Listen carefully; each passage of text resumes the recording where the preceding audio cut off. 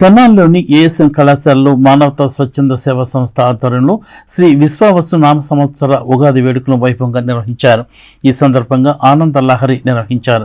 ఈ ఆనంద లహరిలో అనేక కార్యక్రమాలు చేపట్టారు. తొలుత ప్రముఖ మృదంగ విద్వాంసులు కానూరు వెంకట రామకృష్ణ శాస్త్రీయ సంగీత విభావరి నిర్వహించారు.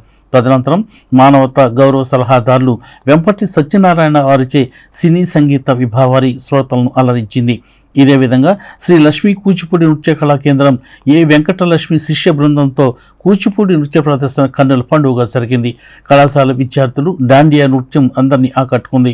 ఈ సందర్భంగా జరిగిన సభకు మానవతా స్వచ్ఛంద సేవా సంస్థ చైర్మన్ డాక్టర్ కొలసాని రామచంద్ అధ్యక్షత వహించి శ్రీ విశ్వావసు నామ సంవత్సర ఉగాది శుభాకాంక్షలు అందరికీ తెలియజేశారు.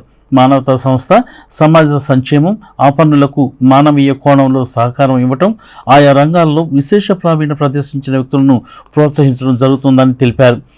మానవతా సంస్థ రీజనల్ చైర్మన్ కొత్త సుబ్రహ్మణ్యం మాట్లాడుతూ మునుముందు సమాజ హితమే ధ్యేయంగా సంస్థ సరికొత్త ఒరవడిలో మరికొన్ని విశేష కార్యక్రమాలు చేపట్టనున్నదని తెలిపారు. ఈ సమావేశంలో ముత్తేవి రవీంద్రనాథ్, అయినాల మల్లేశ్వర సూక్తి నిధి గ్రంథ ప్రచురణ కోసం 50,000 రూపాయలను బహుకరించారు.